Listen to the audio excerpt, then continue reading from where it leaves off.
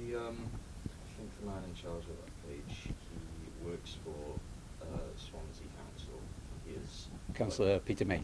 Peter May. He's a local councillor, so he's not actually formally part of the council itself. So he doesn't sit on any official council bodies, Okay. but he does represent the uplands and local people on there. Yeah. Would you say he follows that sort of?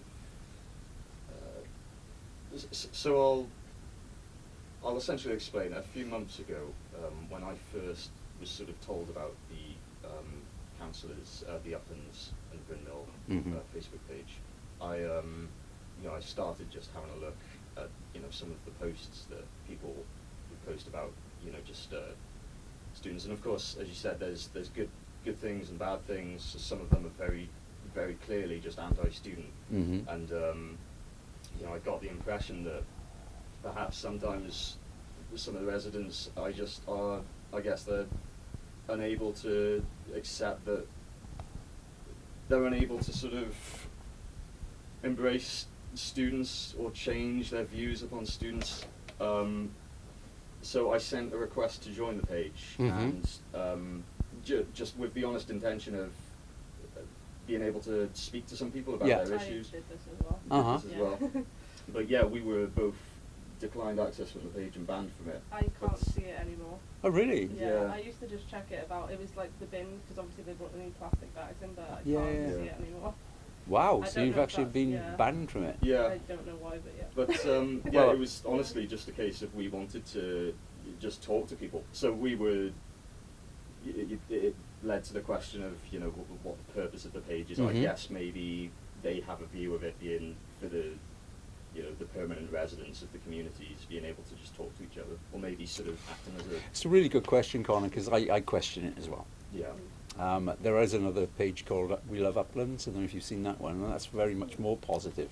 And the people who administer that stop the anti-everything, because there's a really interesting thing involved in this from my perspective. If you change students to immigrants or Jews or Catholics, it moves into that realm of hate speech in a way, and the terms are very interchangeable. So I do question the purpose, and I really question the fact that residents can't actually join it. Do you live in the? We live Brunswick Street. So you're residents. We are. You're actually voting members of public as well. So I was just curious about Yeah. the bins. Yeah. So I would question how somebody, Yeah. from a political viewpoint, would want to stop people engaging in a process which is supposed to be about being able to speak out and speak up for your experience of the community. Definitely.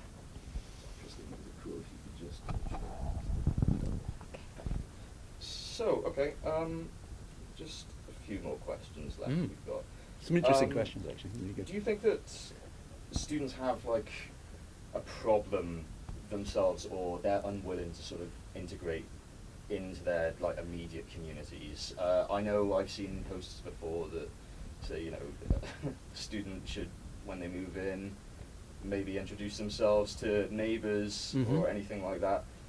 Realistically speaking, I don't know if that'll actually ever happen. But is there anything that the university offers for students to actually get involved and sort of do any good for?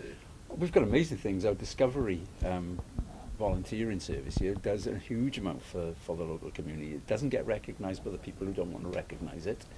I think there is stuff that we can do working together. As I said, if you're coming in your first year, you're leaving everything.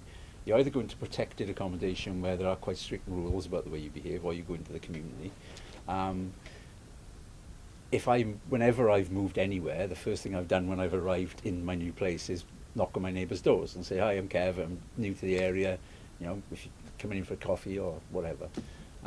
We'd like to encourage the students to start thinking like, but I'm also working with the resident community to encourage them to come around to the new student neighbours. So I know, and we all know, human contact changes the perspective of the world. Yeah, it's only when we sit in isolation from each other that we develop these discriminatory prejudices against people that are other to us. I don't think the university's done very much good over the years in terms of this, because we used to advertise Uplands and Brill Mill as student areas, and that's completely wrong. And this was identified to me when I first came into this post by local residents. So the first thing we did was remove that reference from all our literature, because that sets students up with a wrong expectation. Yeah. You know, if we're moving into a student area, that means we're all the same. We can do the stuff that we like to do. So there is stuff that needs to be done, and that's part of the work that we're trying to do at the moment. So students now in first year accommodation, we have a program of with our resident life assistants, who are like the welfare teams in the accommodation, go around each of the houses and kitchens and talk about what comes next. You know, and make it clear that you can't take your mix index into a house and then have a party at 5 o'clock in the morning without anybody complaining about you, because A, it's illegal. You know, it's that kind of stuff. Just making people more aware, because nearly every single student that I write to, if they've been complained about, will go, really sorry, didn't realise we were doing that. You know, other issues around it are things that nobody can do anything about. The buildings in Swansea weren't designed to be houses of multiple occupations. So, you know, if you're walking up and down your stairs and there are 8 of you in the house, your neighbours are going to hear it. Yeah. Nothing can be done to, you know, nobody can be respectfully asked to walk lighter. And fire doors, they slam. And they always will slam, because that's the nature of fire doors, those kind of things. Yeah, I was coming off that. I was also just quite interested. I'd like to sort of be able to maybe speak to a few landlords as well.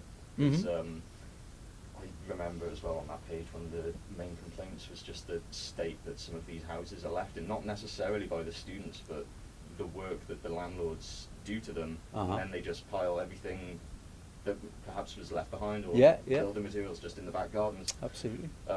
So yeah, I guess that would have an effect on, you know, how the permanent residents see the area. Of course, they don't want to see their neighbours move out and then that house converted into an HMO.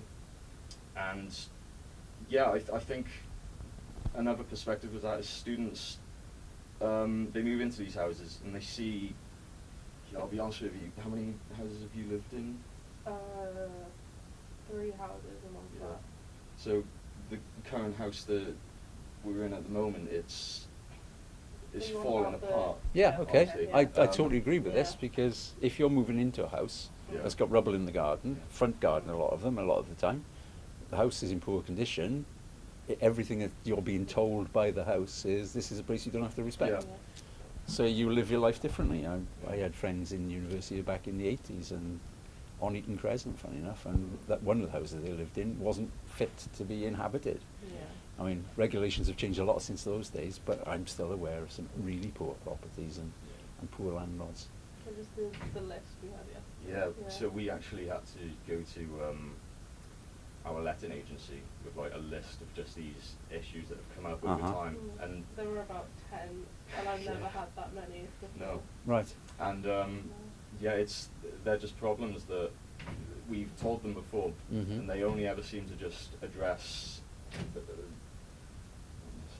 They just do a very sort of rush job at Yeah. fixing everything up. Yeah. And you know, I guess maybe it's just because we live there at the moment, they don't want to get in the way, or maybe. It's not an excuse, is it? Yeah, I No. think that we should just- yeah. Yeah, I think if we were anyone else, you know, they would. Yeah. It's like, it's even minute things as well. When we moved in, there was just random paint blotches around the wall. Uh-huh. and- Because the landlord basically didn't want to buy the actual paint, so he just bought the closest colour and then just put splodges to cover, like, I assume. Tried to colour match mess. Yeah. Oh, So- It lovely. was, it looks Yeah. weird. So, like, saying that, I do strongly believe that maybe landlords or, you know, letting agencies have a huge influence on how those students behave No in question those about it. houses. No question about it. Yeah. And landlords need to be, the bad landlords need to be held more to account. There's no question about that. So we've just I'm got- amazed at some of the conditions that I see, you know. What we do have here is the Student Union Advice Centre, and they're brilliant at dealing with poor landlords. They're pretty much experts in that, so I would be directing all students to go and speak to them, because they're very good at that side of stuff. So, do you think, in the long term now, obviously in the city centre they're building the new student Mhm. flats. will people relocate from the Uplands area to those houses? I think some of them will, but of course those houses will just be filled up with more students again. But do you think there's any sort of feasible solution to the mass of students around the university, and just the issue of these permanent residents having pretty much been forced to move away because just drunk people coming past? Is there any feasible solution to this, or is this just something that happens in every university city? It's the issues that we face in Swansea are exactly the same as any other university city. It's whenever I meet my counterparts from across the UK in conferences, it's the same 5 things. You know, it's student neighbour noise, transitionary noise with people coming back from the nights out, walking through the communities, parking, rubbish, and it's those 4. Yes, those 4. It's the same everywhere. Solutions to it, I do think, unless landlords become better in Uplands and Bryn Mill and start addressing the quality issues, that students will automatically choose the private student bills because they're going to be a much better quality. They're not going to be particularly more expensive because they need to compete with the local market. One of my fears for that, and there's a lot of people who think it'll be great for the students to move out, what a lot of our local community refuse to accept is that students bring a huge amount of money into the city. Yeah. If they move out of the Uplands, the danger is that those HMOs will not be sold on to families. They'll be sold on, the landlords will turn them into other use. So they could become bail hostels, they could be for young offenders, they could be, you know, safe places for people in desperate need, which are all legitimate and really positive things to be doing, but the effect on the community will be the money's not there. The services will start disappearing. Your Tesco's and Sainsbury's are only there because of the size of the student spend. There's no question about that. You know, and students will choose the better stuff in the city centre. And in some respects, that'll be much better. It'll make my life easier. It'll make the students' life easier because they won't be making a noise, and nobody will complain about the noise next door because they won't be students anymore. But we're doing a lot of really positive work with the Students' Union on addressing some of the stuff that we can address, you know, and it's making a difference. But the real challenges will never go away. No. But the other thing that's really important to note is Swansea University has a target of maximum student numbers. We're not going to continue to grow year after year for the next 50 years. How many students does it currently have now? We're close to 20,000 in total. Close. It depends on which way you want to look at it in different ways. And we don't have an ambition, as far as I'm aware at the moment, to go over 25,000. So that's another, which, you know, is a significant extra number. But after that, it's unlikely that we would want to continue to grow because we wouldn't have the space to do it and everything else that goes along with it. Yeah.